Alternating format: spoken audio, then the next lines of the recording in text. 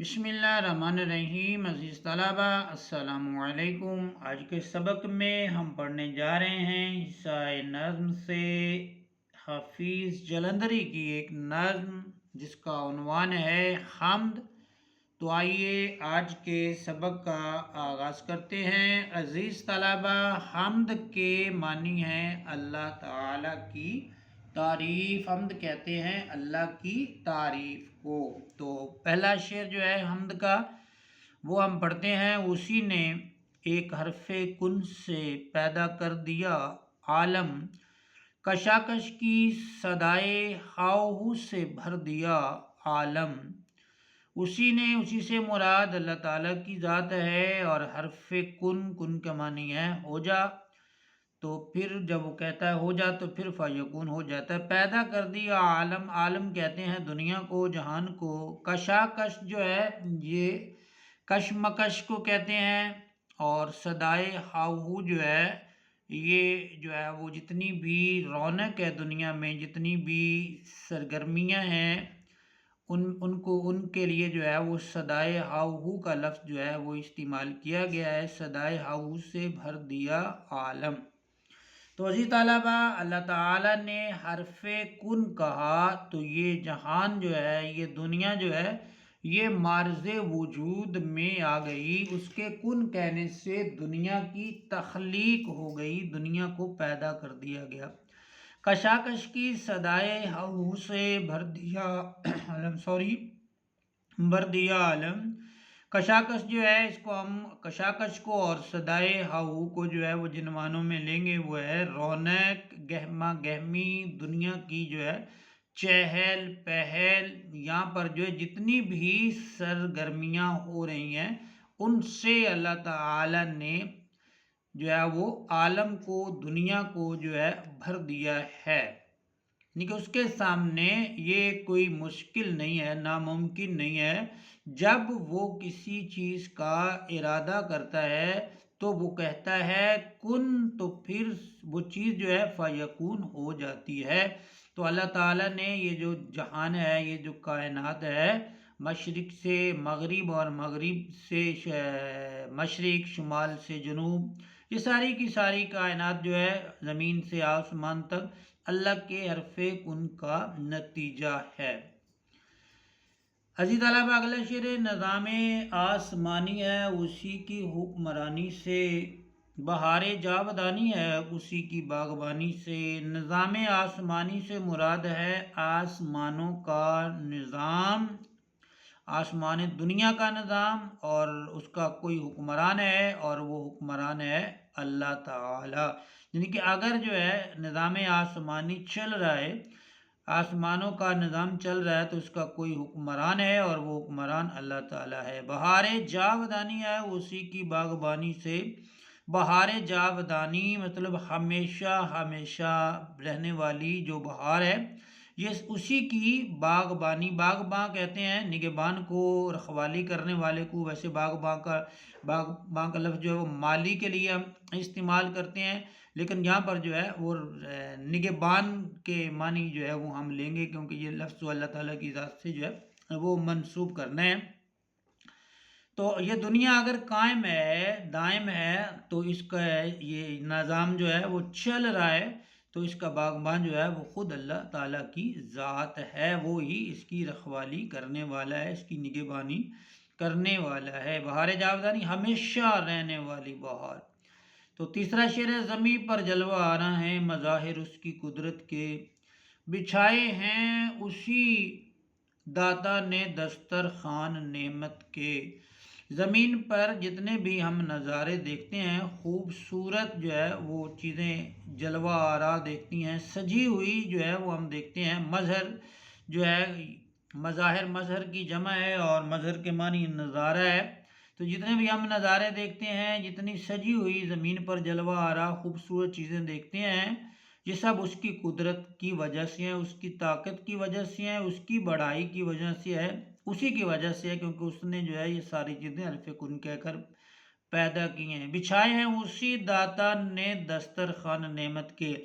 یہ دنیا میں رہتے ہوئے ہم جتنی بھی نعمتیں استعمال کرتے ہیں، جتنی بھی نعمتیں ہم کھاتے ہیں، تو یہ سب کی سب جو ہے وہ اللہ تعالیٰ کی طرف سے ہی عنایت کردہ ہیں۔ یہ دنیا کے جو رونقیں ہیں، دنیا کے جو باغات ہیں، ان باغوں میں پیدا ہونے والے جو پھل ہیں یا طرح طرح کی چیزیں جو ہے وہ ہمارے کھانے کے لیے اللہ تعالیٰ نے جو ہے وہ پیدا کی ہیں اور ان کے ذرائع جو ہے وہ بنائے ہیں۔ تو یہ شاعر کہتا ہے، فی جلندری کہتا ہے کہ یہ جو دسترخوان ہے یہ اللہ تعالیٰ ہی کا بچھایا ہوا دسترخوان ہے۔ یہ سرد و گرم، خشک و تر، اجالا اور تاریکی نظر آتی ہے، سب میں شان اسی کی ذات باری کی۔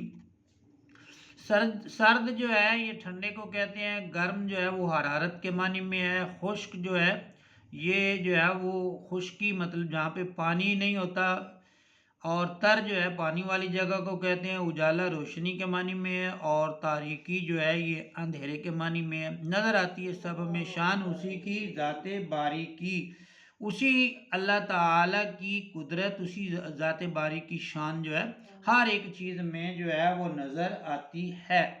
مطلب کہ یہ جو دنیا میں سردی ہے، گرمی ہے، خشکی ہے، تری ہے، روشنی ہے یا تاریکی ہے، مطلب کہ جتنی بھی اللہ تعالیٰ کی مخلوقات اس جہان میں موجود ہیں، خوشی ہے، غم ہے، رنج ہے، علم ہے، یاس ہے، کلک ہے، یا جو کچھ بھی ہماری آنکھ دیکھ سکتی ہے، جس کا مشاہدہ کر سکتی ہے، یا جو چیز جو ہے وہ ہماری آنکھ کے مشاہدے سے بالا تر ہے، دور ہے، سب کو جو ہے وہ اللہ تعالیٰ نے پیدا کیا، اور ہر ایک چیز میں اللہ تعالیٰ کی قدرت جو ہے وہ ہمیں نظر آتی ہے۔ وہی ہے کائنات اور اس کی مخلوقات کا خالق، نباتات و جمادات اور حیوانات کا خالق۔ اللہ تعالیٰ جو ہے اس نے کیا بنایا ہے، کیا پیدا کیا ہے؟ بقول شاعر کہتے ہیں وہی ہے کائنات اور اس کی مخلوقات کا خالق۔ کائنات اس نے بنائی ہے، یعنی کہ یہ جو جتنا بھی نظام، جتنا بھی سسٹم جو ہے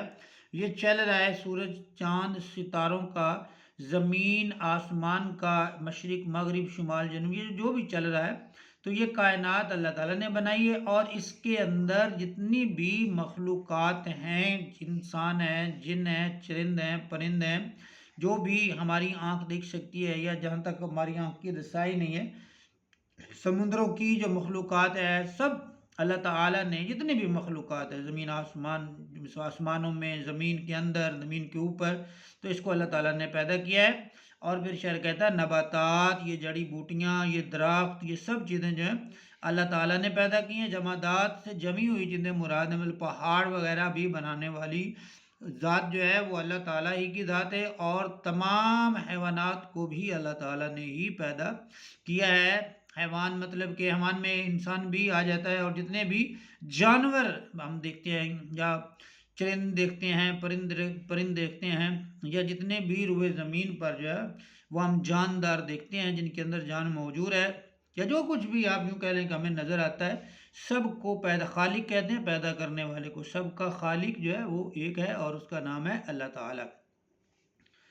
شاعر کہتا ہے وہی خالق ہے دل کا اور دل کے نیک ارادوں کا، وہی مالک ہمارا اور ہمارے باپ دادوں کا۔ بقول شاعر، اور یہ حقیقت بھی ہے، حقیقت پہ مبنی بات ہے، وہی خالق ہے، وہی پیدا کرنے والا ہے۔ ہمارے دل کو اس نے پیدا کیا، اور پھر دل کے اندر جو نیک ارادے پیدا ہوتے ہیں ان کو بھی وہی پیدا کرتا ہے۔